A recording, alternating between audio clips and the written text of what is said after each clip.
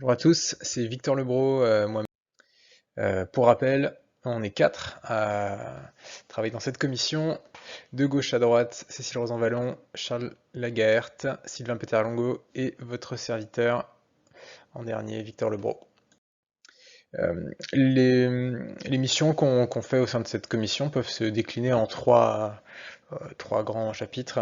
La création de contenu scientifique, le travail qu'on fait sur les congrès et les conférences, et enfin des travail autour de, voilà, de projets de recherche, de publication, etc.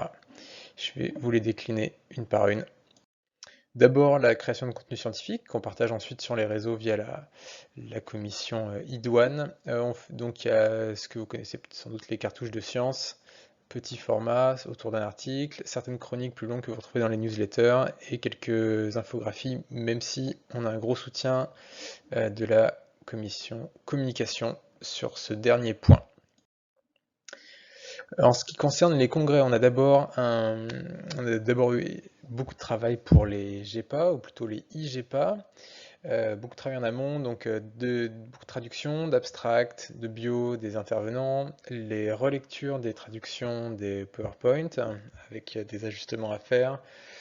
C'est nous qui avons fait le montage, la mise en ligne des vidéos, vous avez trouvé pour les IGEPA, et même on a doublé certaines de ces vidéos. On a également géré, voilà, certaines questions qui avaient trait au contenu scientifique des interventions, qui est très interventions sur l'application, et voilà, on s'est mis parfois aussi en contact avec les speakers eux-mêmes pour avoir les réponses. Nous préparons également aussi bien sûr dès maintenant les JFK 2021 avec donc déjà un processus de sélection des intervenants. Et tout cela se fait dans voilà, coordination avec la SFP, dont c'est bien sûr le congrès, et les autres associations partenaires.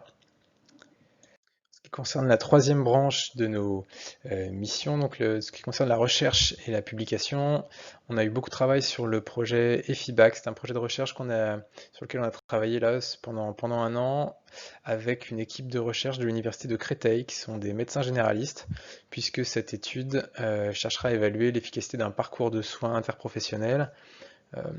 Donc est-ce que les patients lombalgiques s'améliorent mieux lorsqu'ils suivent ce parcours qui est basé sur le binôme médecin généraliste et kiné. Voilà, donc on a commencé ce travail en mai 2019, rédigé le protocole, fait des réunions pour discuter de la méthodologie, des échelles, de plein de choses, fait des revues de littérature pour savoir qu'est-ce qui avait déjà été publié sur le sujet, etc. Voilà, on a rencontré d'autres acteurs du secteur, et finalement ce projet a été déposé pour appel à candidature tout récemment. On a donc aussi, on continue donc pour la troisième année consécutive, le recueil de données de vos relevés d'activité, pour ceux qui veulent bien nous les envoyer. Voilà, ça donnera lieu donc à encore à l'issue du traitement de ces données, on aura des statistiques sur notamment le nombre de séances par patient qu'on fait en tant qu'adhérent à l'association par rapport aux comparatifs régionaux. Et enfin, donc le dernier point sur lequel on travaille aussi, c'est donc l'étude Complicanzi qui est, donc vous avez sans doute vu déjà, on a déjà présenté les conclusions donc sur l'adhérence des patients. Et c'est en cours de rédaction pour être publié.